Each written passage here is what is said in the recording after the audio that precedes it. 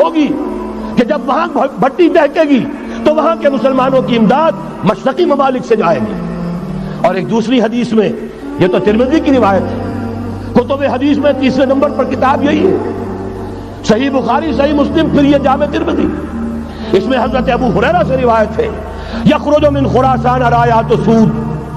خراسان میں بتا چکا ہوں، حضور کے زمانے کا خراسان، افغانستان، کچھ حصہ پاکستان کا، کچھ روسی ترکستان کی آزاد ریاستیں جو ابھی ہوئی ہیں، تھوڑا سا حصہ ایران کا، یہ خراسان بزرگ، یہ اولڈ گریٹر خراسان. یہاں سے فوجیں چلیں گی، سیاہ علم برآمد ہوں گے، اور کوئی طاقت انہیں روک نہ سکے گی، ان کا منہ پھیر نہ سکے گی، یہاں تک کہ وہ ایلیا حضور کے زمانے میں یروشلم کا نام تھا، یہاں تک کہ ایلیا میں جا کر نصب ہوتا ہے. گویا کہ یہ جو ہمارے ہاتھ سے نکلا ہے قبضے سے، پہلے بھی عربوں کے ہاتھوں سے نکلا تھا بیت المقدس، یروشلم، عرب واپس نہیں لے سکے تھے. کرد خون صلاح الدین ایوبی، اس نے واپس لیا. عربوں میں دم نہیں رہا تھا، عیاشیوں کی وجہ سے کھوکھلے ہو چکے تھے. میں تجھ کو بتاتا ہوں تقدیر امم کیا ہے، شمشیر و ثنا اول، طاؤس و رباب آخر. یہی وجہ ہے کہ تقریباً 20 صدی کے بعد ان کی حکومت ختم. آسمارا حق بود در خون بارت بر زمین بر زوال ملک مستعصم امیر المومنین. یہ ہوا کہ نہیں ہوا؟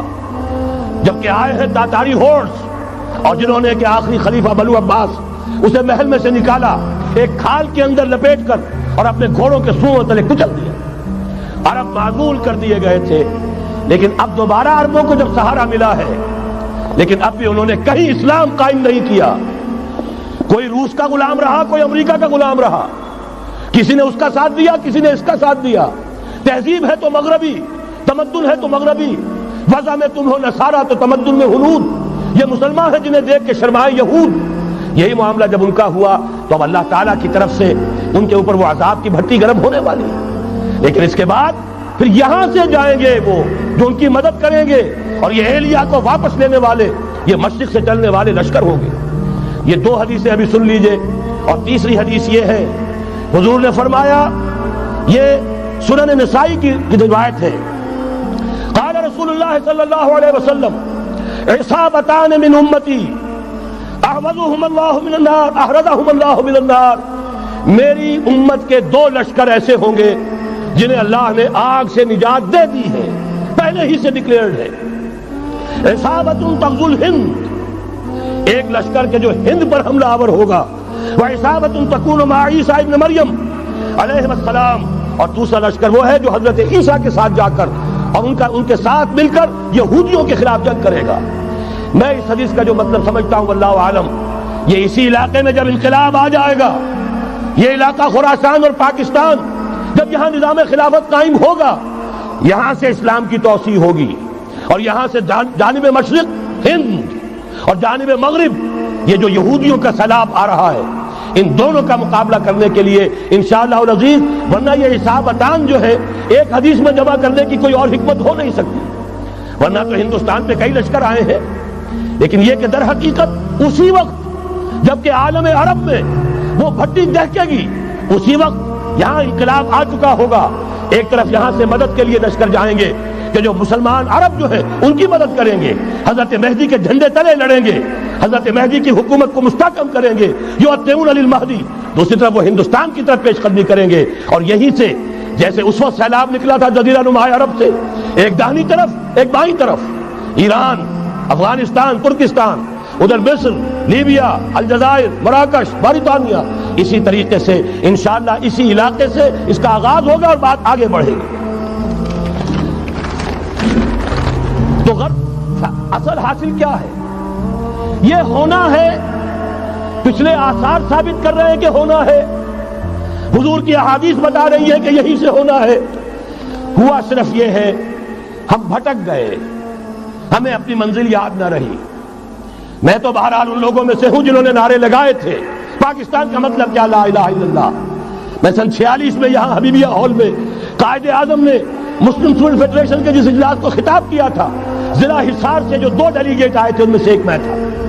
میں نے بہرحال اس تحریک میں بھی حصہ لیا ہے، ایک ننھے کارکن کی حیثیت سے لیا ہے، پھر حالات کو بدلتے اپنے آنکھوں سے دیکھا ہے. ہم کہاں سے کہاں جا پہنچے ہیں. ضرورت صرف اس بات کی ہے کہ آج ہمارا حال یہ ہے ہماری قیادت، ہماری سیاست ان لوگوں کے ہاتھ میں ہے کہ وہ فریب خوردہ شاہی کے فلاح و کرکسوں میں اسے کیا خبر کہ کیا ہے، تب وہ تابع جاویدانہ، ان کی تہذیب مغربی، ان کی ذہنیت مغربی، ان کی وضاقتہ مغربی، ان کا تمدن مغربی، ان کی سوچ مغربی، ان کے سارے اطوار مغربی. لہذا در حقیقت ایک تو یہ کہ ان سے چھٹکارا پانا، اور دوسرے یہ کہ در حقیقت مغرب کی تمام طاقتوں کو للکارنے کے لیے اس قوم کے اندر سے جذبہ ایمان، جذبہ جہاد کو برآمد کرنا، یہ دو کام ہیں جو کرنے ہیں. اور اگر ہم یہ کر لیں گے، جیسا کہ میں نے آیت آپ کو سنائی تھی، اللہ کا کوئی وعدہ غیر مشروط نہیں. ایمان اور عمل صالح، ایمان اور جہاد، یہ وعدے پورے کرو گے تو اللہ کا وعدہ بھی پورا ہوگا. لیکن ظاہر بات ہے جیسے یہودیوں نے یورپ کو فتح کیا اور آج وہ مغرب یہودیوں ہی کے زیر اثر ہمیں فتح کرنے پر تلا ہوا ہے. آج نوٹ کیجئے جس طرح 3 اطراف سے یہودیوں نے حملہ کیا یورپ پر، میں اس کا تذکرہ کر چکا ہوں، آج ہم پر بھی اسی طرح کا 3 pronged اٹیک ہے. نمبر 1، ایٹمی دانت نہ نکلنے پائیں اس قوم کے، رول بیک کرانے کے لیے خاموش ڈپلومیسی، اس کے ہتھ کنڈے، کہیں ان میں طاقت نہ ہو جائے، کہیں یہ چیلنج کرنے کی پوزیشن میں نہ آ جائیں، اپنے پاس ایٹمک ہتھیاروں کے انبار ہوں. لیکن کسی مسلمان ملک کے پاس آ گیا تو وہ اسلامک بوم بن جائے گا. اگر وہ اسرائیل کے پاس ہے کوئی حرج نہیں، لیکن پاکستان کے پاس کسی صورت میں ہتھیار نہیں ہونا چاہیے. کمزور رکھو، ہمارے دستے نگر رہے، ہماری ہی مرضی پر، ہمارے چشم ابرو کے اشارے پر حرکت کریں. نمبر 2، اباحیت، بے حیائی، عریانی، فحاشی، اس کا سیلاب، اور سب سے بڑھ کر خاندانی نظام کو برباد کرنے کے لیے یہ بہبود آبادی کا پروگرام. اور دیکھیے جادو وہ جو سر چڑھ کر بولے مسلمانوں کے ہاتھوں کرا رہے ہیں. قاہرہ میں کانفرنس کرائی ہے ایک مسلمان ملک میں، اور یہ کہ اس کو آرگنائز کرنے والی ایک پاکستانی مسلمان عورت. یہ ہے در حقیقت کہ وہ لوگ اگر کرنا بھی چاہتے ہیں تو اس کا الزام بھی براہ راست اپنے اوپر نہیں، بلکہ یہ کہ خود کوئی مسلمان ہو جو یہ کام کرے. اب جو سیلاب آئے گا جس کے لیے مدد بھی دی جا رہی ہے، اس سے ہمارے سارے بندے حیا ٹوٹ کر رہ جائیں گے، خاندانی نظام گرم برم ہو کر رہ جائے گا. جو ابھی تک اللہ کا شکر ہے کہ ہمارے ملک کے اندر انٹیکٹ ہے کچھ اوپر کا طبقہ جو بالکل ہی مغربی تہذیب میں رنگا گیا ہے، ورنہ ہمارے ہاں خاندان کا نظام ابھی انٹیکٹ ہے. لیکن یہ کہ یہ سیلاب بھی بڑی شدت سے آ رہا ہے، یہ چیزیں بیک وقت کیوں ہو رہی ہیں. اور تیسرا اور سب سے زیادہ سٹل وار، سب سے زیادہ یوں سمجھیے کہ جو لطیف، جو کہ ایک طرح کا احسان جتایا جا رہا ہے، ڈالروں کی اب یلغار. اب یہاں پر امریکی سرمایہ، ڈالر چاہے مشرق سے آئے چاہے مغرب سے آئے، وہ یہودیوں کا اعلی کار ہے. آپ نے اگر $1 نوٹ کا اگر کبھی نقشہ دیکھا ہو، اس کے اوپر جو سگنیا بنا ہوا ہے، جو نشان ہے، وہ کیا ہے؟ پیرامڈ، احرام مصر. یہ کن کے لیے اہمیت رکھتے ہیں؟ ہزارہا یہودیوں کا خون اور ان کی ہڈیاں ان پیرامڈز کے تلے دبی ہوئی. جب یہ احرام بنائے گئے تھے، یہ یہودی وہاں غلامی کے دور میں تھے، بیگار ان سے لی جا رہی تھی. بڑے بڑے پتھر جب گرتے تھے تو پسنے والے یہودی ہوتے تھے. یہ ان کی اپنی جیسے ہولوکاسٹ، جیسے انہوں نے اس کو اپنا سمبل بنایا ہوا ہے، اسی طریقے سے پیرامڈ، مصر کا پیرامڈ، یہ گویا کہ ان کے اس زوال کا ایک نشان ہے. اور اس پر ایک آنکھ بنی ہوئی ہے، ایک آنکھ، کانے دجال کی آنکھ، وہ دیکھ رہی ہے. عجیب ہے یہ سمبل. نیچے لکھا ہوا ہے نووس آرڈو سکلورم، اور یہ در حقیقت 1776 جو نیچے لکھا ہوا ہے وہ رومن حروف کے اندر یہ 1776 ہے، جو میں بتا چکا ہوں آرڈر آف ایلومیناٹی وساپ نے قائم کیا تھا. عام دنیا یہ سمجھتی ہے کہ شاید یہ امریکہ کا یوم آزادی ہے، سن آزادی ہے. 1 مئی اس آرڈر آف ایلومیناٹی کی تاسیس 1 مئی کو ہوئی ہے. یہ 1 مئی جو منایا جاتا ہے، دھوکہ یہ دیا گیا ہے کہ یہ شکاگو کے جو مزدور ہیں ان کی یادگار ہے. حقیقت میں یہ 1 مئی اور 1776 آرڈر آف دی ایلومیناٹی کی تاسیس کی تاریخ ہے. یہ تمام معاملہ سمجھ لیجئے. ڈالر در حقیقت ہم نے ابھی تازہ ندائے خلافت میں نعیم صدیقی صاحب کی نظم شائع کی ہے. 45 برس بلکہ شاید اس سے بھی زیادہ عرصے کی پرانی نظم ہے جو ہم نے شائع کی ہے۔ ڈالر میرے اس دیش کو ناپاک نہ کرنا، اور میں تو انہیں داد دیتا ہوں جو کچھ انہوں نے، شاعر کہتے ہیں اس کو جو صاحب شعور ہے، اس صاحب شعور نے جو مشاہدہ کیا ہے کہ ڈالر آئے گا تو کیا آئے گا ہمارے ہاں، اس کے پوری داستان اس تازہ ندائے خلافت میں ہم نے نہ معلوم کہاں سے اس کو کھود کر نکلوایا ہے۔ ہم ان کا احسان مانتے ہیں کہ انہوں نے اپنی یہ پرانی نظم، اب ان کی جماعت تو سب بھول بھال گئی ان چیزوں کو، اسی لیے وہ اسے تج کر باہر بھی اب آ گئے۔ بہرحال ہمیں تو ان کی ایک ایک چیز جو ہے، مجھے تو وہ شعر آج کا، اگر آپ نے جنگ کا میرا کالم پڑھا ہو، میری تو فکر کے اندر رچ بس گیا ہے۔ پاکستان کے بارے میں جب کہا تھا، اے آندھیوں سنبھل کے چلو اس دیار میں، امید کے چراغ جلائے ہوئے ہیں ہم، ہماری امیدوں کے چراغ ہے یہ، اسلام کا گہوارہ بننے والی ملک ہے یہ، اس کو ہم نے قائم کیا تھا اسلام کے لیے، یہ آندھیاں نہ چلیں، اس ملک کو ہم نے اسلام کے چراغ جو ہے ہم نے اس میں روشن کیے ہوئے ہیں۔ اے آندھیوں سنبھل کے چلو اس دیار میں، امید کے چراغ جلائے ہوئے ہیں ہم۔ بہرحال یہ تیسرا سیلاب ہے، ننگی سرمایہ داری، جس کی پھر لعنتیں ہوتی ہیں، ایک طرف فقر، ایک طرف احتیاج، ایک طرف بھوک، ایک طرف دولت کے انبار۔ پہلے بھی ہمارے ہاں فرق کم نہیں ہے، لیکن اب جو ہوگا، اگر یہ بات پوری ہو گئی تو وہ ننگی سرمایہ داری، اور سرمایہ داری ہی در حقیقت یہود کا سب سے بڑا ہتھ کنڈا ہے۔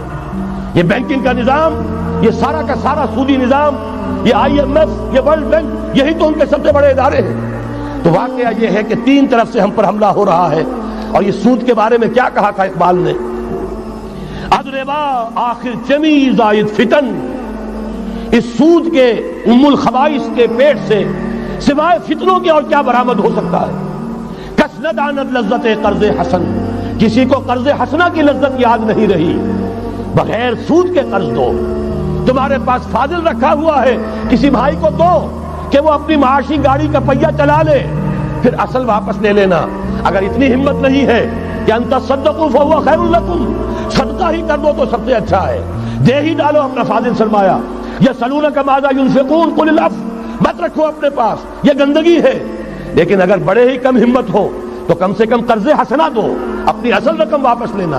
کس نہ دانت لذت قرض حسن، اضربا جاں تیرا دل چو خشت و سنگ، اس لیے کہ سود کے ذریعے سے انسان کے اندر تاریکی پھیل جاتی ہے، دل جو ہے اینٹ کے مانند، پتھر کے مانند سخت ہو جاتا ہے، کٹھور۔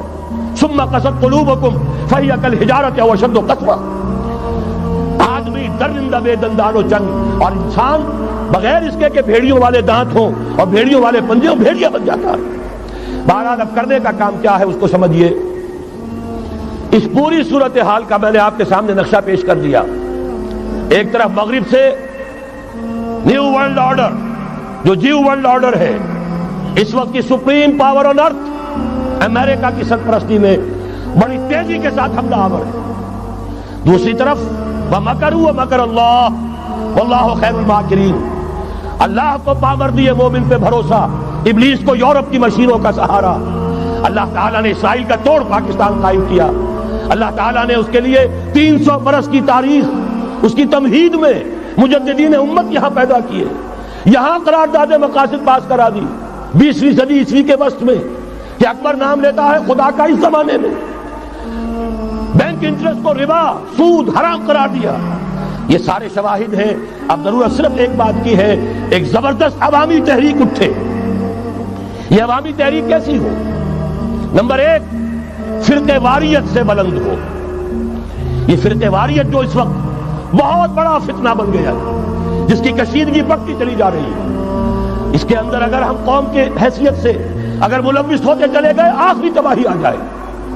فرقہ واریت سے بلند، سیاسی کشمکش سے بلند، یہ سیاسی کشاکش، یہ حزب اختلاف، حزب اقتدار، اس سے بلند، اس سے کوئی بحث نہیں، کوئی دلچسپی نہیں۔ علاقائیت یا لسانی قومیت، اپنے دنیاوی حقوق کی فکر مت کرو، بلکہ آخرت کی فکر کرو، اور یہاں اس کی اصل منزل خلافت کے نظام کی فکر کرو۔ ان تمام چیزوں کو پورا کرتے ہوئے یہاں پہ نظام خلافت قائم کیا جائے، یہ ہے واحد علاج۔ اور اسی کے لیے للکارنے کے لیے، اسی کے لیے دعوت دینے کے لیے ہم نے اس تحریک خلافت پاکستان کا آغاز کیا۔ تنظیم اسلامی نے اپنے لیے ہدف معین کیا ہے، نظام خلافت علی منہاج النبوہ کا قیام، پہلے پاکستان میں اور پھر کل نوع ارضی پر۔ اب میں چند منٹوں میں آپ کو بتاؤں گا کہ وہ نظام ہے کیا.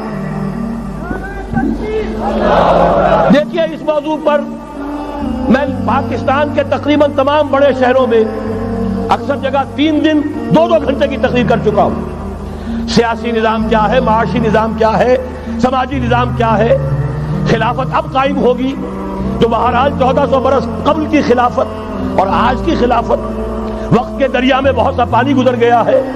اصول وہی کے ہوں گے، فنڈامنٹل وہی کے ہوں گے، تفصیلی خاکہ بنے گا اس زمانے کے تقاضوں کے مطابق. تو میرے وہ تقریریں ویڈیو کی شکل میں، آڈیو کی شکل میں، اردو میں، انگریزی میں، شکاگو میں 20 گھنٹے کا پروگرام پچھلے سال ریکارڈ کرا کے آیا. اللہ کا فضل ہے کہ وہ پھیل رہا ہے معاملہ. اب مغرب میں اذان خلافت بلند ہو رہی ہے، اس کا تذکرہ میں بعد میں کروں گا. بہرحال وہ تو تفصیلی بات ہے. یہاں میں چند منٹوں میں صرف الجبرا کے اصولوں کی طرح چند باتیں بتا رہا ہوں. جو بھی آپ کا آج نظام ہے 3 شرطیں پوری کر دیجئے وہ خلافت بن جائے گا سیاسی اور دستوری اعتبار سے. نمبر 1 حاکمیت اللہ کی، اور اللہ کا شکر ہے یہ ہم کر چکے. اللہ جزائے خیر دے جنہوں نے محنت کی تھی، اللہ جزائے خیر دے جنہوں نے وہ تحریک اٹھائی تھی مطالبہ دستور اسلامی، اور پھر جنہوں نے مدد کی تھی اللہ تعالیٰ انہیں جزائے خیر دے. بہرحال وہ ہمارے دستور کا حصہ ہے. حاکمیت اللہ. البتہ اگلا قدم ہم آج تک نہیں اٹھا سکے. اس حاکمیت کا ظہور کیسے ہوگا؟ آپ کے دستور میں یہ طے کر دیا جائے کتاب و سنت ہر شے سے بالا تر ہے، دستور سے بھی بالا، عدالتی قوانین سے بالا، پارلیمنٹ سے بالا، سینٹ سے بالا، صدر سے بالا، سپریم کورٹ سے بالا، ہائی کورٹ سے بالا، ہر شے سے بالا کتاب و سنت. جب تک یہ نہیں ہوتا قرارداد مقاصد کی حیثیت ایسی ہے کہ جیسے آپ سینما ہال کے اوپر آگے جو ہے قرآن مجید کا کوئی کٹمہ لگا دیں، اس کے سوا کچھ نہیں. یہ بھی غنیمت ہے کہ قرارداد مقاصد پاس ہوئی. اصل شرط یہ ہے کتاب و سنت کی ٹوٹل بالادستی. اور یہ بڑی کڑوی گولی ہے. عوامی تحریک جب تک نہیں چلے گی، لوگ جب تک اپنی خون کی ندیاں نہیں بہا دیں گے، یہ کڑوی گولی حلق سے اترنے والی نہیں.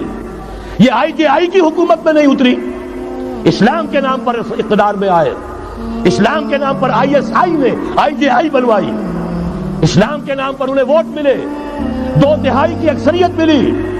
اس کے باوجود شریعت کی بالادستی کا ایکٹ، شریعت کی بالادستی کی دستور کے اندر ترمیم پاس نہیں کرائی گئی. معلوم ہوا اوپر زبردست کا ٹھینگا ہے، امریکہ کے سب پرستار ہیں، سب ڈرتے ہیں، سب کے لیے سب کو نظر آتا ہے بالآخر جو ہے اسی کے پاس جانا ہوگا، چاہے وہ نواز شریف ہو اور چاہے وہ بے نظیر ہو. ایک کھلم کھلا ہے، اور اب تو میں کہتا ہوں نواز شریف بھی کھلم کھلا ہے. آج کے اس دور میں انہوں نے اسلام کا نام کبھی نہیں لیا، اس سے تو بالکل تائب. بس صرف فرق یہ رہ گیا ہے بے نظیر کھلم کھلا بھی مذاق اڑا لیتی ہے اسلامی صداؤں کا، اسلامی قوانین کا. یہ اس پر ذرا خاموش ہے. لیکن یہ کہ اپنی تحریک میں ہمارے بہت سے جو سیاسی قائدین ہیں مسلمانوں کے، کتنے بیانات آپ نے پڑھے ہوں گے، ذرا اسلام کا نام لے لیں ہم ساتھ ہو جائیں گے. مولانا سمیع الحق صاحب کا بیان آیا، ذرا اسلام کی بات کرے تو ہمارے اور بہت سے علماء اور ہمارے طارق صاحب جو ہے انہوں نے بھی کہا کہ میں ہم ساتھ آ جائیں گے. لیکن یہ کہ بڑا پکا ثابت ہوا نواز شریف اسلام کا نام نہیں لیا. یہ بات جان لیجئے، یہ اس کے بغیر، قربانی کے بغیر اصل یہی منزل ہے، اصل کٹھن یہی ہے. یہ کتاب و سنت کی بالادستی، اس کو قبول کرنا، اختیار کرنا، یہ بغیر عوامی تحریک کے، بغیر قربانیوں کے ممکن نہیں ہوگا. بہرحال دوسری بات یہ، اور تیسری بات، کسی غیر مسلم کو نظام خلافت میں قانون سازی میں شریک نہیں کیا جا سکتا. جس قانون کی بنیاد کتاب و سنت، جو نہ کتاب کو مانے نہ سنت کو مانے، اس کا اس ملک کی قانون ساز اسمبلی میں جانے کا مطلب کیا ہے؟ ان کی علیحدہ اسمبلیاں ہوں، ان کے جو حقوق ہیں مائنورٹیز کی حیثیت سے ان کی گارنٹی دی جائے، ان کی جان، مال، عزت، آبرو کا پورا تحفظ، ان کی پوری مذہبی آزادی، ان کی عبادت گاہوں کی پوری ضمانت، ان کی حفاظت کی، ان کا پرسنل لا ہو، سب کچھ ہوگا. قانون سازی میں غیر مسلم شریک نہیں ہو سکتا. نظام خلافت کی اعلیٰ ترین سطح کی پالیسی بنانے میں غیر مسلم شریک نہیں ہو سکتا. یہ معاملات ہمیں، یہ کڑوی گولیاں ہیں، لیکن صرف 3 گولیاں ہضم کر لیجئے، یہ نظام خلافت کا نظام بن جائے گا۔ البتہ چوتھی بات اور عرض کر دوں، وہ کہتا ہوں بہتر ہے کہ اس پارلیمانی نظام کی لعنت جو انگریزوں کی وراثت کے طور پر ہمیں ملی ہے، اسے چھوڑ کر صدارتی نظام اختیار کیا جائے۔ وہ صدارتی نظام جو نظام خلافت سے قریب تر ہے، انہوں نے ہم سے لیا ہے۔ اقبال نے کہا ہے، ہر کجا بینی جہان رنگ و بو، زاں کے از خاکش برو یا دارزو، یا ضرور مصطفیٰ ورا بہاش، یا ہنوز اندر تلاش مصطفیٰ۔ اگر کوئی اچھائی ان کے پاس ہے، وہ نور مصطفیٰ سے مانگی ہوئی ہے۔ یہ خلافت کے نظام کا چربا ہے۔ ایک شخص کو منتخب کرو، اب اسے اختیار دو، اس کے ہاتھ کھلے رکھو، اسے کام کرنے دو۔ ہاں، امپیچمنٹ کا نظام ہو، غلط ہو تو اسے سیدھا کرنے کا نظام ہو۔ اس کے لیے آپ امپیچمنٹ کا نظام آج کی جو امریکہ کی حکومت ہے اس میں بھی ہے، اور کیسا ہے کہ ذرا سا اندیشہ ہوا تھا اور نکسن صاحب جو بھاگ کھڑے ہوئے تھے۔ تو میرے نزدیک صدارتی نظام اور چھوٹے صوبے، یہ بڑے بڑے صوبوں کی ضرورت نہیں ہے، چھوٹے صوبے ہوں، لوگوں کو سہولتیں ہوں، ہر علاقے کے لوگوں کو معلوم ہو کہ ہمارے معاملات ہمارے اپنے ہاتھ میں ہیں، ان کے اندر کوئی احساس جو ہے محرومی کا پیدا نہ ہونے پائے، اس لیے کہ وہی چیز ہے جو سیاہی گھول دیتی ہے۔ کون سیاہی گھول رہا ہے وقت کے بہتے دریا میں؟ یہ ساری سیاہیاں جو سندھ میں گھل رہی ہیں، بلوچستان میں گھل رہی ہیں، سرائکی کے علاقے میں گھل رہی ہیں، ان سب کا علاج ہے چھوٹے صوبے بناؤ۔ لیکن یہ چیزیں خلافت کی شرائط میں سے نہیں ہیں۔ بہتر بات ہے، دنیاوی اعتبار سے بہتر بات ہے، انتظامی اعتبار سے بہتر بات ہے۔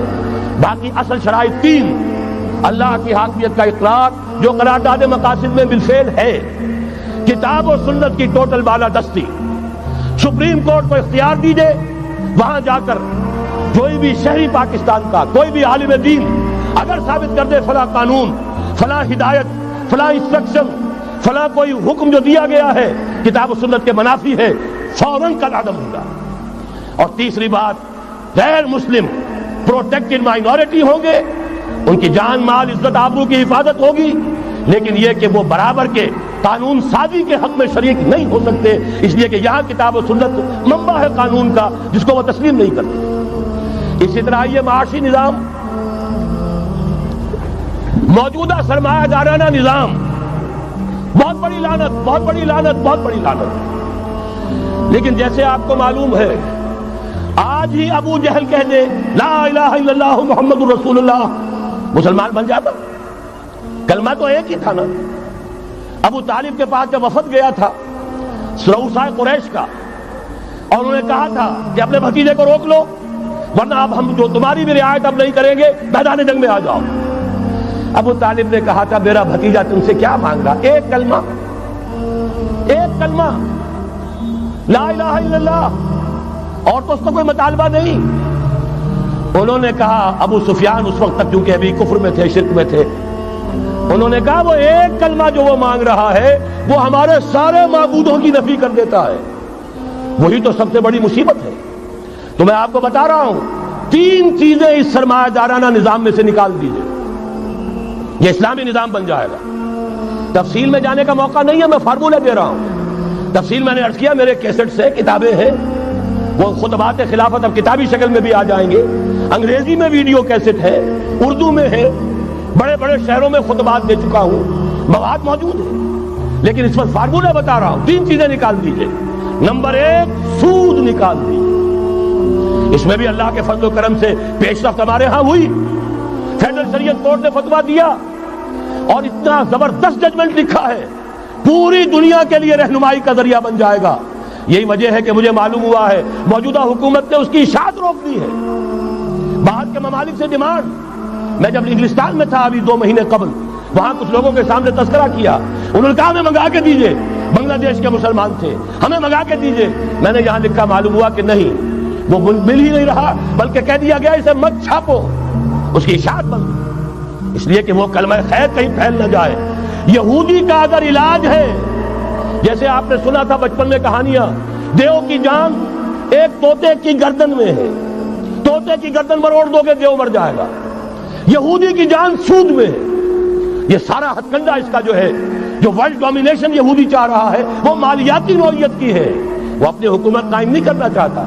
حکومت کے تو بڑے کھکھیڑ ہوتے ہیں، بڑی ذمہ داریاں ہوتی ہیں، لوگوں کی تنقیدیں سننی پڑتی ہیں، بھوکے بھیڑیے کبھی ٹوٹ پڑتے ہیں، لہذا ان کو چھوڑو، حکومت وہ خود کرے.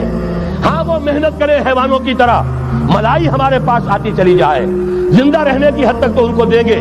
جیسے تانگے والا گھوڑے کو بھی آخر دانا تو ڈالتا ہے کہ اگلے دن پھر اسے جوتنا ہے تانگے کے اندر، لیکن اصل کمائی تو اس کی ہے جو ہو رہی ہے. صرف یہ مالیاتی نظام اور اس کا ایک ہی لفظ کے اندر توڑ ہے، سود ختم اور یہود کی گویا کہ جان نکل جائے. یہی وجہ ہے جیسے ہی فیڈرل شریعت کورٹ کا فیصلہ آیا تھا، وہ جو کوئی چیزیں پائپ کے اندر پڑی ہوئی تھی مدد کی، وہ بھی روک لی گئی. یہ قوم کدھر جا رہی ہے؟ یہ تو ہمارے ہاتھ سے نکلی جا رہی ہے. اور جب تک کہ اس کے خلاف IJI کی حکومت کو سپریم کورٹ میں اپیل میں نہیں پہنچا دیا، اس وقت تک یہ ہے $1 جو ہے کہیں سے ادھر سے ادھر ہلنے نہیں دیا. یہ ہے حقائق، اصل میں ان کو سمجھ لیجیے. سود نکال دیجیے، جوا، اسپیکولیشن، فارورڈ ٹریڈنگ کی وہ ساری صورتیں جو صرف بیع سلم ایک جائز ہے، باقی ساری صورتیں حرام ہیں، ان کو نکال دیجیے اور جاگیرداری ختم کر دیجیے. جاگیرداری ختم کرنے کے لیے حضرت عمر کی شمشیر لانی ہوگی، شمشیر فاروقی. ان کا یہ فتویٰ تھا، اجماع تھا کہ جو ملک، جو علاقے بزور شمشیر فتح ہوئے ہیں وہ کسی کی انفرادی ملکیت نہیں رہیں گے، وہ امت مسلمہ کی اجتماعی ملکیت ہے. کوئی انچ زمین، اسی وجہ سے ہمارے ہاں فرق ہے خراجی اور عشری. عشری زمین ملکیتی ہوتی ہے، اس میں سے ایک مسلمان جس کی ملکیتی زمین ہے اس کا وہ 10واں حصہ یا 20واں حصہ پیداوار کا دے کر فارغ. اور جو خراجی زمین ہوتی ہے وہ کسی کی ملکیتی نہیں ہوتی، وہ تو مسلمانوں کی ہے، نظام خلافت کی ہے. جو کام کر رہا ہے چاہے مسلمان ہو چاہے غیر مسلم ہو، وہ کاشت کرے گا، آدھا اس کا ہے، آدھا ریاست کا ہے، بیت المال کا ہے. یہ ہے نظام خراجی کا اور عشری کا فرق. اور حضرت عمر نے طے کر دیا تھا رضی اللہ تعالیٰ عنہ کہ جتنے علاقے فتح ہوئے، یہ مصر ہے، یہ عراق ہے، یہ شام ہے، یہ ایران ہے، ساری زمینیں مسلمانوں کی اجتماعی ملکیت. کام کرنے والے چاہے یہودی ہوں، چاہے مجوسی ہوں، چاہے عیسائی ہوں، چاہے وہ مسلمان ہو جائیں، زمین خراجی رہے گی. زمین سے خراج جائے گا بیت المال میں تاکہ تمام امت کی بہبود میں صرف ہو سکے. 3 کام کر دیجئے، باقی ساری market forces, free economy, personal incentive, personal ownership, ساری چیزیں، سارے اصول جس کی وجہ سے کہ سرمایہ داری کو فتح حاصل ہوئی ہے کمیونزم کے اوپر، وہ سارے اصول اسلام کے اندر موجود ہیں. لیکن سود نکال دو، جوا نکال دو، جاگیرداری نکال دو. اب آؤ اوپن کمپٹیشن، سرمایہ کاری کرو. ابھی آپ نے نظم پڑھی، سرمایہ داری کو ختم کرنا ہے، سرمایہ کاری کو فروغ دینا ہے. یہ ہے اسلام کا نظام معیشت. البتہ اس میں چوتھی چیز، کفالت عامہ کے لیے زکوٰۃ کا نظام مکمل قائم کرو. ہر شہری کی بنیادی ضروریات کی پوری ذمہ داری اور کفالت نظام خلافت لیتا ہے. یہاں پھر میں مجبور ہوں، کیا کروں؟ ذکر جب چھڑ گیا قیامت کا، بات پہنچی تیری جوانی تک، خلافت کا تذکرہ ہو اور حضرت عمر کا ذکر نہ آئے، ناممکن. خلافت کا نظام، جیسے آپ کہتے ہیں کہ گلاب کا پھول پورا کھلا ہوا ہے، للی ان بلوم، خلافت کا نظام پورا کھلا ہوا حضرت عمر کے دور میں نظر آتا ہے. اسی وقت کہا تھا حضرت عمر نے رضی اللہ تعالیٰ عنہ کہ اگر دجلہ و فرات کے کنارے کوئی کتا بھی بھوکا مر گیا تو قیامت کے دن عمر ذمہ دار ہوگا. اور جانور تک کا معاملہ ہے. مجوسی کو دیکھ لیا تھا، بوڑھے کو، ایک کہ جو بھیک مانگ رہا تھا، وہاں کے عامل اور گورنر سے ایکسپلینیشن کال کی، یہ بھیک کیوں مانگ رہا ہے؟ جب یہ جوان تھا، کام کر سکتا تھا، تم اس سے جزیہ لے رہے تھے. اب یہ بوڑھا ہو گیا ہے، کما نہیں سکتا، تم نے اسے بھکاری بنا دیا ہے، اس کا وظیفہ مقرر کرو. ظاہر بات ہے غیر مسلم ٹیکس دیں گے، مسلمان زکوٰۃ دیں گے، مسلمانوں کے لیے زکوٰۃ سے کفالت عامہ ہوگی، غیر مسلموں کے ٹیکسوں کے ذریعے سے. وہی نظام جو آج یورپ میں ہے، اسکینڈینیوین کنٹریز میں ہے، برطانیہ میں ہے، ان امپلائمنٹ الاؤنس ہے، یا یہ کہ اور ویلفیئر کا نظام ہے. لیکن اسلام کا مکمل ترین ویلفیئر نظام زکوٰۃ کے تحت ہے، اور اس میں گارنٹی ہے ہر شہری کی بنیادی ضروریات انڈر ریٹن، ان کی ذمہ داری ریاست کے ذمہ. حضرت عمر ہی کا زمانہ تھا کہ لوگ اپنی زکوٰۃ لے کر پھرتے تھے، لینے والا کوئی نہیں ہوتا تھا. اس کا بھی میں مسئلہ آپ کو سمجھا دینا چاہتا ہوں. میں نے تو عرض کیا تھا، میں تو مدرس ہوں، عوامی مقرر نہیں ہوں. میں تو چاہتا ہوں آپ چیزیں سمجھ کر اور ان کا علم آپ کا جو ہے حاصل کر کے اٹھیں، لوگوں کو پھر پہنچائیں. یہ کیسے ہو گیا؟ جبکہ زکوٰۃ جو ہے وہ تو اسلامی ریاست میں نظام خلافت میں حکومت لیتی ہے. پھر کیسے ہو گیا کہ لوگ اپنی زکات لے کر پھر رہے, لینے والا کوئی نہیں؟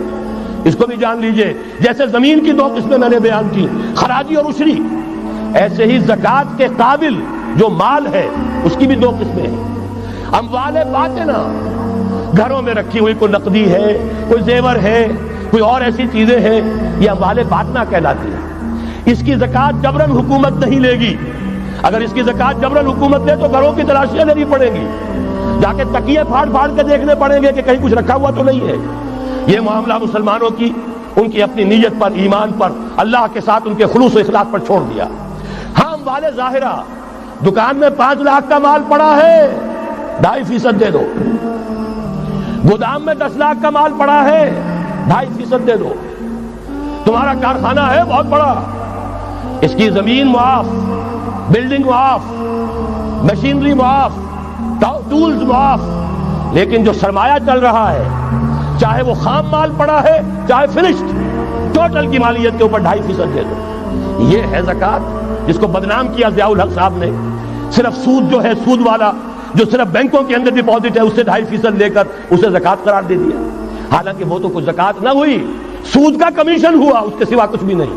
زکات تو یہ ہے کہ ہر دکاندار, اور مجھے یقین ہے مسلمان دے گا, آپ اسے انکم ٹیکس جیسے لعنتی ٹیکس سے نجات دیجئے جس نے اسے جھوٹ بولنے پہ مجبور کیا ہوا ہے. یہ لعنتی ٹیکس ہے در حقیقت کہ جس نے ہر شخص کو جھوٹا بننے پر مجبور کر دیا ہے. ان کو ختم کریں. زکات تو مسلمان اپنے ایمان کے تقاضے پر دے گا, اور وہ دے گا اور خوشی سے دے گا. لہذا یہ پورا نظام جو ہے اس کو اختیار کیا جائے زکات کے, تو پوری ویلفیئر اسٹیٹ, دنیا کے بلند ترین معیارات کی ویلفیئر اسٹیٹ قائم ہو جائے, جو حضرت عمر نے کہا تھا کہ کوئی کتا بھی بھوکا اور پیاسا نہ رہے. اب آئیے تیسرا معاملہ سماجی. یہاں بھی 3 ہی باتیں کہوں گا. ترقی ہے, تعلیم ہے, ان میں کوئی رکاوٹ نہیں. خواتین کام کریں, کوئی رکاوٹ نہیں. کیا چیز نکالنی ہے؟ بے حیائی, بے حجابی, عریانی نکال دو. ستر و حجاب انفورس کرو. سیگریگیشن, عورتوں کے اسکول علیحدہ, مردوں کے علیحدہ, عورتوں کے کالج علیحدہ, مردوں کے علیحدہ, عورتوں کی یونیورسٹی علیحدہ, مردوں کی علیحدہ, عورتوں کے ہسپتال علیحدہ, مردوں کے ہسپتال علیحدہ. کسی درجے میں تو ہمارے ہاں ہے, اس کو آگے بڑھاؤ, یونیورسٹی بناؤ. اسی طریقے سے ہسپتال میں, مردوں کے ہسپتال میں عورتوں کو نرس رکھنا کیوں لازم ہے؟ کیا مرد نرسنگ نہیں کر سکتے؟ کیا فوج کی جو فارورڈ یونٹس ہوتے ہیں میڈیکل, کیا ان میں عورتیں جاتی ہیں نرسوں کی حیثیت سے؟ جہاں اصل ضرورت ہوتی ہے, کسی کا بازو اڑ گیا ہے, کسی کی ٹانگ اڑ گئی ہے, کسی کا پیٹ چاک ہو گیا ہے, آنتیں باہر ہے, بڑی ٹینڈر نرسنگ کی ضرورت ہے, وہاں تو عورت نہیں جاتی, وہاں تو میل نرسز ہے. تو مردانہ ہسپتالوں میں مردوں کو نرس رکھو, زنانہ ہسپتالوں میں عورتوں کو نرس رکھو. عورتیں مریض ہوں, عورتیں ڈاکٹر ہوں, عورتیں جو ہے نرسنگ کریں, وہاں کی انتظامیہ بھی عورتوں کو دیجیے. پھر یہ ہے کہ ساری پرائمری ایجوکیشن عورتوں کو دے دیجیے. چھوٹی عمر کے بچے ہیں, انہیں عورت کے اندر اللہ تعالیٰ نے جو شفقت مادری رکھی ہوئی ہے فطری طور پر, ضرورت ہے اس ٹینڈر ایج میں. تو ارادہ اگر ہو جائے تو ہر کام ہو سکتا ہے. ارادہ چاہیے. یہ کہ بے ستری, بے حجابی, عریانی, فحاشی کا خاتمہ کرو. نمبر 2, شراب اور منشیات کا خاتمہ کرو. اس کے لیے آئرن ہینڈ بلکہ آئرن فسٹ کی ضرورت ہے. یہ کر کے دکھایا, ایرانیوں نے کر کے دکھا دیا. ہم سے کہیں زیادہ گرے پڑے تھے, ہم سے کہیں زیادہ یہ خرابیاں ان کے معاشرے میں موجود تھیں. کر کے دکھایا کہ نہیں کر کے دکھایا؟ یہ ہو رہا ہے. لہذا یہ کہ یہ کام کیا جائے, اور زنا اور قذف کے جو اصل اللہ تعالیٰ کی طرف سے, اللہ کے رسول کی طرف سے جو سزائیں ہیں اور حدود اور تعزیرات ہیں, ان کو نافذ کیا جائے. یہ 3 چیزیں کر دیجئے, یہی معاشرہ ہوگا. کوئی یہ نہیں کہتا کہ صحراؤں میں جا کر آباد ہو, کوئی آپ سے یہ نہیں کہتا کہ جائیے دوبارہ اونٹوں پہ سفر شروع کیجئے. جو ترقی ہوئی ہے, اللہ تعالیٰ نے علم دیا ہے انسان کو, اللہ تعالیٰ نے ٹیکنالوجی عطا فرمائی انسان کو, اور رحمان کا دیا ہوا علم ہے. علم آدم الاسماء کلھا, یہ اسی علم اسماء کا ظہور ہے پوری دنیا کے اندر. اسے خیر کا, برکت کا ذریعہ بناؤ. میں نے 3 باتیں بتائیں آپ کو. نمبر 1, اللہ کی حاکمیت, کتاب و سنت کی ٹوٹل بالادستی. نمبر 3, اور غیر مسلموں کو قانون سازی میں شریک نہیں کیا جا سکتا. وہ پروٹیکٹڈ مائنورٹی, ان کی جان مال عزت و آبرو کی حفاظت کا ذمہ ہے, مذہبی آزادی کا ذمہ ہے, لیکن وہ ہماری قانون سازی میں, اعلیٰ ترین سطح کی پالیسی سازی میں شریک نہیں ہو سکتے. نمبر 2, یہی سارا نظام یہی سرمایہ کارانہ نظام، سرمایہ دارانہ نظام کو تین چیزیں نکال دیں گے، وہ سرمایہ دارانہ نہیں رہے گا، سرمایہ کارانہ ہو جائے گا۔ یہ سرمایہ کارانہ نظام، سود نکال دو، جوا نکال دو، جاگیرداری ختم کر دو، یہی رحمت ہو جائے گی۔ اللہ کی ربوبیت عامہ، ربوبیت کاملہ کے آپ کو منظر نظر آئیں گے۔ جاگیرداری کا خاتمہ کر دیجئے۔ اسی طریقے سے بے حجابی، فحاشی، عریانی، نمبر 2 شراب اور منشیات، نمبر 3 جو اصل جو حدود ہیں شریعت کے ان کو نافذ کیجئے تاکہ معاشرہ اسلامی معاشرہ بنے۔ اب آخری بات ہے میری، اور اسی کے ضمن میں کچھ مطالبے ہیں جو آج ہمیں کرنے ہیں حکومت سے۔ پہلی بات یہ کہ یہ خلافت کیسے آئے گی؟ اس موضوع پر بھی میں عرض کر رہا ہوں کہ میں کم سے کم 15 سال سے مسلسل تقریریں کر رہا ہوں۔ اتنی موٹی کتاب اردو میں منہج انقلاب نبوی موجود ہے۔ اس کے موضوع پر انگریزی میں کیسٹ، اردو میں cassette, video cassette, audio cassette, میری طرف سے مواد پورا موجود ہے۔ پہلا مرحلہ کیا ہے؟ غور سے سنیے، اس لیے کہ اس کے مخاطب اب آپ ہیں براہ راست، ہر فرد۔ خلافت کا نظام قائم کرنا ہے تو پہلے اپنی ذات میں خلیفہ بنیے۔ اللہ نے آپ کو ایک جسم دیا ہے، زبان دی ہے، آنکھیں دی ہیں، کان دیے ہیں، یہ سب آپ کے پاس اللہ کی امانت ہے۔ ان پر اللہ کی حکومت قائم کی، اپنے وجود پر اپنے گھر میں خلافت قائم کیجئے۔ آپ خلیفہ بن جائیں، آپ نظام اللہ کا نافذ کریں اپنے ذات پر، اپنے وجود پر، اپنے گھر میں، اور ساتھ ہی انفرادی سطح پر طے کر لیجئے۔ سورہ حدید کی آیت نمبر 7، آمنوا باللہ ورسولہ وانفقوا مما جعلکم مستخلفین فیہ۔ جس چیز میں اللہ نے تمہیں خلافت عطا کی ہے، دولت دی ہے، مال دیا ہے، جائیداد دی ہے، اولاد دی ہے، ذہانت دی ہے، فطانت دی ہے، خطابت دی ہے، جو دیا ہے لگا دو، کھپا دو، خرچ کر دو اللہ کے دین کے لیے۔ یہ ہے پہلی خلافت۔ اپنے وجود پر اللہ کی حکومت قائم کرو، اپنے گھر میں اللہ کی حکومت قائم کرو، اپنی معاشرت اسلامی بناؤ، اپنے معاش کو اسلامی بناؤ، اور جو کچھ اللہ نے دیا ہے، جسم و جان کی توانائیاں ہوں، صلاحیتیں ہوں، قوتیں ہوں، مال ہو، اولاد ہو، لگا دو، کھپا دو، صرف کر دو اللہ تعالیٰ کے دین کے غلبے کے لیے۔ یہ ہے انفرادی خلافت۔ جان لیجئے جب تک افراد اس خلافت کا حق ادا نہیں کریں گے، اجتماعی خلافت کبھی نہیں آئے گی۔ آرزویں کرتے رہیے، لیس بامانیکم ولا امانی اہل الکتاب، نہ تمہاری خواہشوں سے کچھ ہوگا، نہ اہل کتاب کی خواہشوں سے ہوگا۔ انہوں نے بھی کیا ہے تو بڑے پاپڑ بیل کر کیا ہے جو کچھ کیا ہے، اور تمہیں بھی کرنا ہوگا تو بڑی طاقت صرف کر کے اور محنت کر کے، قربانیاں دے کر کرنا ہوگا۔ یہ محض دعاؤں سے بھی نہیں ہو سکتا، دعائیں منہ پر دے ماری جاتی ہیں۔ جو کچھ کر سکتے ہو کر گزرو، پھر دعا مانگو، دعا قبول ہوگی۔ اگر یہ نہیں ہے تو دعا منہ پر دے ماری جائے۔ لہذا اگر کام کرنا ہے، تیسری بات، محض دعوت و تبلیغ اور نصیحت اور وعظ سے نہیں ہوگا۔ اگر محض دعوت اور تبلیغ اور تعلیم اور تربیت اور وعظ اور نصیحت سے ہو جاتا تو حضور صلی اللہ علیہ وسلم مسلمان تو کجا کسی کافر کے خون کا ایک قطرہ زمین پر نہ گرنے دیتے۔ آپ سے زیادہ رؤوف اور رحیم کون ہوگا؟ لیکن آپ نے بھی ہاتھ میں تلوار لی ہے۔ وانزلنا الحدید، ہم نے لوہا اتارا ہے، فیہ باس شدید، اس میں جنگ کی صلاحیت ہے، ومنافع للناس، لوگوں کے لیے اور فائدے بھی ہیں۔ توا پر ہاتھ پھکنی چمٹا بھی بنا لیتے ہو، لیکن اصل میں یہ ہے جنگ کے اسلحہ کے لیے، اور یہ تمہیں اس لیے دیا گیا وَلِيَعْلَمَ اللَّهُ مَن يَنصُرُهُ وَرُسُلَهُ بِالْغَيْبِ، کون ہے جو اس ہتھیار کو ہاتھ میں لے کر کھڑے ہوں اور اللہ اور اس کے رسولوں کی مدد کریں۔ اللہ اور رسول کی مدد سے مراد کیا؟ اس کا نظام خلافت قائم۔ تو محض دعوت و تبلیغ سے نہیں ہوگا، اور انتخابات سے تو بالکل نہیں ہوگا۔ یہ تو یوں سمجھیے کہ واقعہ یہ ہے کہ اگر آپ مجھ سے پوچھیں، سب سے بڑا صدمہ جو مجھے ہے، سب سے بڑا صدمہ وہ ان مذہبی جماعتوں کے کردار کی وجہ سے ہے جنہوں نے اس ملک میں آ کر سیاست کی کشاکش اور انتخابی سیاست کے اندر اپنا سارا وقت، ساری توانائیاں ضائع کر دی۔ کچھ حاصل نہیں ہوا، گھٹی میں ایسا پڑ گیا ہے، کچھ چسکے ایسے لگ گئے ہیں، کچھ وی آئی پی ٹریٹمنٹ۔ میں نے بھی 2 مہینے مزہ چکھا، اس لیے جانتا ہوں اللہ تعالیٰ جو ہے اس طرح کے تجربات کرا دیتا ہے، ورنہ کیسے اندازہ ہو؟ وی آئی پی علیحدہ اتر رہے ہیں، آپ کے لیے گاڑی آپ کے بالکل دروازے پر کھڑی ہوئی ہے، سیڑھی سے اترے آپ، جہاز کے اور گاڑی موجود ہے، یہ ساری VIP ٹریٹمنٹ مل رہا ہے، اور یہ کوریڈورز آف پاور میں گھومنا پھرنا، ان جاگیرداروں کے ساتھ بیٹھنا، ان کے سے ولیمے کرنا، ان کے سے ٹھاٹ، جائز بات ہے، ان کے ولیموں میں جائیں گے تو انہیں بھی بلائیں گے، ویسے ہی کرنے پڑیں گے، پھر لاکھوں کروڑوں آپ بھی خرچ کریں گے۔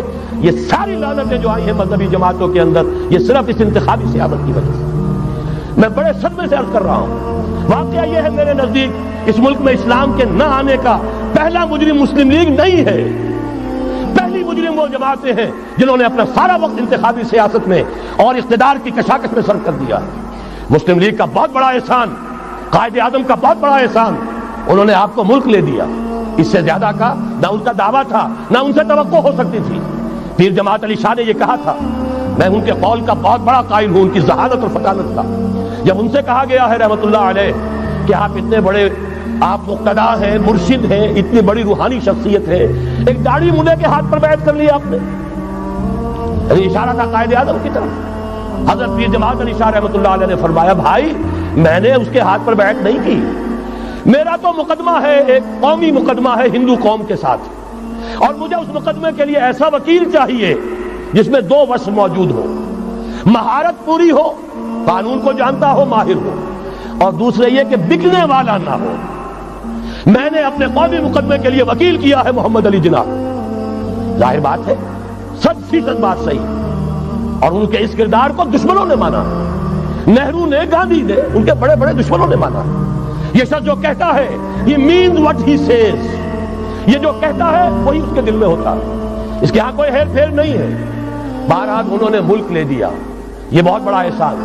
آگے کام تھا رجال دین کا، رجال دین یا تو لگے رہے صرف اپنے مدرسوں میں اور خانقاہوں میں، تبدیلی کا احساس ہی نہیں ہوا کہ کتنا بڑا انقلاب آ گیا ہے، اب ہم انگریزی دور میں نہیں ہیں، اب یہ ایک مسلمانوں کی حکومت بن گئی ہے، اب تو توانائی ہونی چاہیے اس کو اسلامی بنانے کے لیے۔ اور جو جماعتیں چلی گئی انتخابات میں، واقعہ یہ ہے کہ سب سے گھناؤنا کردار، اور اس ملک میں اسلام کے آنے میں جو بھی رکاوٹ رہی ہے، سب سے بڑا فیصلہ کل رکاوٹ کا معاملہ ان مذہبی جماعتوں کا کردار۔ اس سے ہٹ کر کیا کرنا ہے، میں نے عرض کیا پہلے، اور یہ میں آپ سے کہہ رہا ہوں، خدا کے لیے سوچئے، آج کی رات جا کر سوچئے، خلیفہ بننا ہے اپنی ذات میں، اپنے وجود پر خلافت قائم کیجئے، اپنے گھر میں خلافت قائم کیجئے، توبہ کیجئے اللہ کی جناب میں، یا ایھا الذین آمنوا توبوا الی اللہ توبۃ نصوحا، بڑے خلوص کے ساتھ توبہ کیجئے، اپنی معاشرت کو، معیشت کو درست کیجئے، اور یہ کہ اپنا تن من دھن، ان صلاتی و نسکی و محیای و مماتی للہ رب العالمین، اس کا فیصلہ کیجئے۔ یہ پہلا مرحلہ ہے بڑا کڑوا، بڑا بھاری، لیکن یہ بھی میں آپ سے عرض کر دوں، جو ارادہ کر لے اس کے لیے بہت آسان، اللہ تعالیٰ کی مدد آتی ہے۔ تم کرو ہمت، توفیق ہم دیں گے، تم کرو فیصلہ، تحصیل ہماری طرف سے ہوگی، آسانی ہماری طرف سے ہوگی۔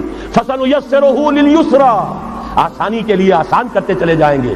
جو پہاڑ نظر آتے ہیں شروع میں، معلوم ہوتا ہے پہاڑ نہیں، ریت کے ٹیلے تھے، ہمارے قدموں تلے بکھر کر رہ گئے ہیں۔ کر کے دیکھیے، ارادہ کیجئے، عزم کیجئے، طے کیجئے، ان صلاتی و نسکی و محیای و مماتی للہ رب العالمین، اور میرے پاس جو کچھ ہے وہ میرے خدا کا ہے، مجھے اسی کے لیے صرف اپنی زندگی کا تار برقرار رکھنے کے لیے جو ناگزیر ضرورت ہے وہ پوری کرو، باقی لگا دو، کھپا دو۔ آمنوا باللہ ورسولہ وانفقوا مما جعلکم مستخلفین فیہ، جس چیز میں خلافت دی ہے خرچ کرو۔ دوسرا مرحلہ، یہ خلفاء، ابھی انصاری صاحب نے وہ آیت آپ کو سنائی تھی، ثم جعلناکم خلائف، خلائف جمع ہے خلیفہ کی، ہر مسلمان خلیفہ ہے، یہ سمجھ لیجیے اچھی طرح۔ وہ تو صرف یہ ہے کہ جیسے یہ جو کافرانہ نظام ہے جمہوریت کا، جو مادہ پرستانہ انسانی حاکمیت کی بنیاد پر، اس میں بھی ہر شہری حاکم ہوتا ہے، اپنے ووٹ کے ذریعے سے وہ اپنی حاکمیت کا اختیار منتقل کرتا ہے، وہ نمائندہ بن کر آتا ہے، گویا کہ انہوں نے اپنی حاکمیت ڈیلیگیٹ کی ہے اس شخص کو، اس صدر کو، چاہے وہ بش تھا اور چاہے وہ کلنٹن ہے، ورنہ حاکمیت تو پاپولر ہے، عوام کی ہے۔ اسلام میں خلافت عوام کی ہے، لیکن عوام مسلمان جو اللہ کو ماننے والے ہیں ان کی خلافت ہے، اور ان کی خلافت پہلے وہ اپنی ذات میں خلیفہ بنیں گے، پھر اپنی خلافت کا ایک حصہ ایک خلیفہ کو منتقل کریں گے۔ جب تک خلافت نہیں ہوتی ایک جماعت کے امیر کو منتقل کریں گے وہی حصہ۔ علیکم بالجماعہ، طاقت بنو، قوت بنو، علیکم بالجماعہ، ید اللہ علی الجماعہ، اللہ کی تائید، اللہ کی نصرت، اللہ کی طرف سے برکت جماعت پر آتی ہے، افراد پر نہیں آتی۔ جمع ہو جاؤ۔ حضرت عمر نے تو جو اثر نقل فرمایا وہ آخری درجے کا ہو سکتا ہے۔ لا اسلام الا بالجماعہ ولا جماعہ الا بالامارہ ولا امارہ الا بالسماع ولا سماع الا بالاطاعہ۔ اسلام ہے ہی نہیں جماعت کے بغیر، اور جماعت نہیں ہے امارت کے بغیر۔ امارت بغیر اس کے بغیر نہیں ہو سکتی کہ ان کا حکم سنو، اور سننے کا کچھ حاصل نہیں جب مانو نا۔ اسی لیے فرمایا آمرکم بخمس، مسلمانوں میں تمہیں 5 باتوں کا حکم دے رہا ہوں۔ اللہ امرنی بہن، اللہ نے مجھے ان کا حکم دیا ہے، بالجماعت والسمع والطاعت والہجرت والجہاد فی سبیل اللہ۔ تفصیل میں جانے کا موقع نہیں۔ دوسرا مرحلہ جماعت، ہم نے اسی اصول پر تنظیم بنائی، ہم نے اسی لیے اس کی بیعت کا نظام قائم کیا۔ نحن الذین بایعوا محمدا علی الجہاد ما بقینا ابدا۔ صحابہ کہتے ہیں بایعنا رسول اللہ صلی اللہ علیہ وسلم علی السمع والطاعت فی العسر والیسر والمنشط والمکرہ وعلی حسرۃ علینا وعلی لا ننازع الامر اہلہ وعلی ان نقول بالحق اینما کنا لا نخاف فی اللہ لومۃ لائم۔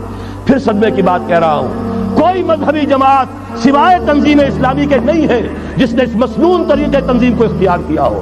اللہ کا شکر ادا کرتے ہوئے کہہ رہا ہوں، تحدیثاً للنعمہ کہہ رہا ہوں، اس بیعت کی سنت کو تازہ کیا ہم نے، جماعت بنائی ہم نے۔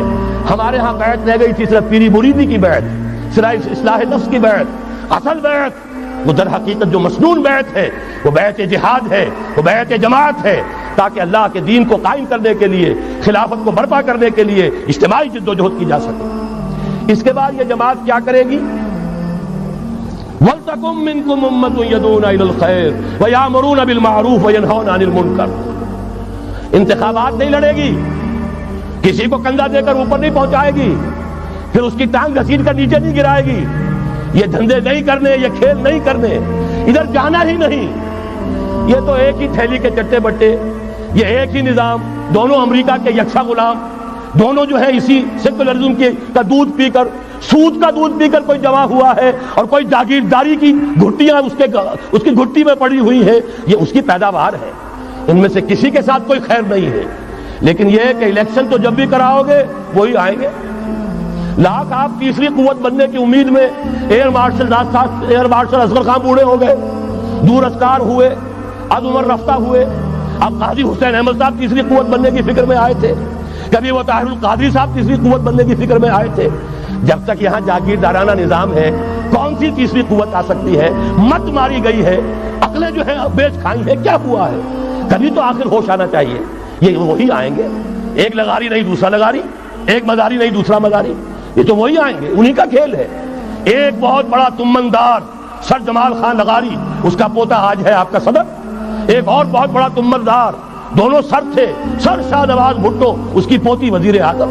یہ تو ان کا جو ہے میوزیکل چیئرز کا گیم ہے۔ تم نے خامخواہ جا کر اپنے آپ کی اپنی عزت کا بھی ڈھیلا کرایا، اپنی جو ہے وہ اوقات ضائع کیے ہیں۔ اس کی بجائے کرنا کیا ہے؟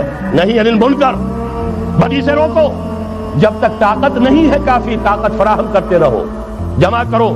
اعدوا لهم ما استطعتم، اپنی نفری بڑھاؤ، تربیت بڑھاؤ، ایثار اور قربانی کا مادہ بڑھاؤ، نظم کی پابندی کا جذبہ بڑھاؤ، بڑھاتے رہو بڑھاتے رہو۔ با نشہ درویشی در ساز و دما دمزن، چوں پختہ شوی خدرا بر سلطنت جمزن۔ جب طاقت کافی ہو جائے اب میدان میں آؤ، للکارو، کہو اب نہیں چلنے دیں گے اس حرام کام کو، نہیں چلنے دیں گے اس ملک میں سود کو، نہیں چلنے دیں گے اس ملک میں جاگیرداری کو، نہیں چلنے دیں گے یہاں پہ حیائی اور فحاشی کو۔ گھیراؤ کریں گے، پکٹنگ کریں گے، کسی کی جان اور مال کو نقصان نہیں پہنچائیں گے، اداروں کا گھیراؤ ہوگا، ان تمام چیزوں کی برائیوں کا استحصال ہوگا۔ پھر گولیاں چلے، سینوں پر کھائیں گے، اللہ وہ دن لائے اور ہمیں اس کے لیے اہل بنائے۔ شہادت ہے مطلوب و مقصود مومن، نہ مال غنیمت نہ کشور کشائی، اس کے سوا کوئی راستہ نہیں ہے۔ اس کے بغیر جو بھی خواب دیکھتا ہے جنت الحمقاء میں رہتا ہے، یا اپنے آپ کو دھوکہ دے رہا ہے، یا دوسروں کو دھوکہ دے رہا ہے، اور کوئی امکان نہیں ہے۔ ایک ہی راستہ ہے۔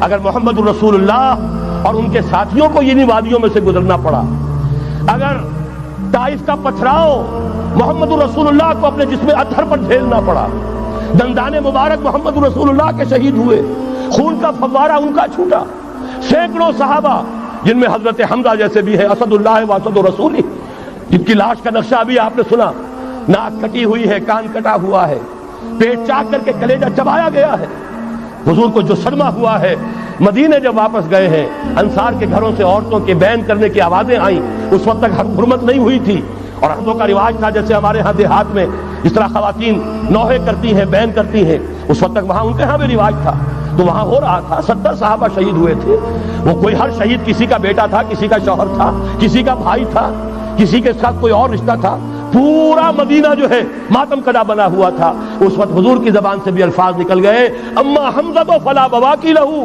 ہائے حمزہ کے لیے تو کوئی رونے والیاں بھی نہیں۔ تب انصار نے اپنے گھروں سے بھیجا خواتین کو حضرت صفیہ رضی اللہ تعالی عنہا کے ہاں، وہاں جاؤ اور تعزیت کرو۔ یہ ساری وادیاں ہیں جو طے کی ہیں محمد الرسول اللہ والذین معہ۔ سفر تبوک ہوا ہے جسے جیش العسرہ کہا گیا ہے، ایسا مرحلہ بھی آیا ہے 3 مجاہدین کو 24 گھنٹے کے راشن میں 1 کھجور ملی، 1 کھجور 24 گھنٹے کا راشن۔ ان لوگوں نے یہ قربانیاں دی ہیں، اس کے بغیر نہیں ہوگا۔